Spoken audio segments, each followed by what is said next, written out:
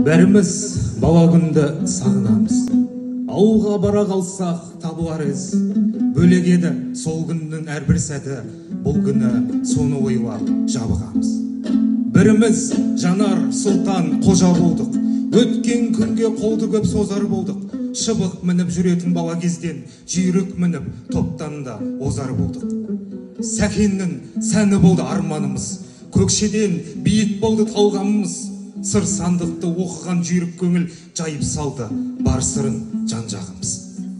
Жақсыға қолды создық кейін кетпей, оқу мен білім дедік дүйім көптей, әріден ойланатын күйге жеттік, әңгіменің қас шебері бейімбеттей. Ілиястай шын жүйріктер жыр табылмай, асылдың сөз бастайтын ұрпағындай, атқа мінген шақтарда дұшпанда көп, аханның топқа қосқан тұлпарындай.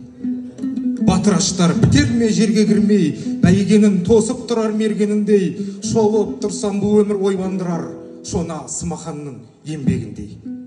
Себебі өмір кейде сатира ғой, күліп тұрып жылайтын оқиға ғой, абайдана қалайша біліп айтқан жүрек деген қырық жамау тоғыма ғой. Өмір бірде айналар Наққожаға, бірде сор, бірде ерді бақ тосама. Ойнап жүрген қожадан айналармыз, ой қуған Жүсіпбектік қарт қожаға. Туған жерме үндескен бар арманы, қасіретті қат қылған аралдағы Әбдіжәміл атаман артық болған, бәрінен де еңбектің адамдары.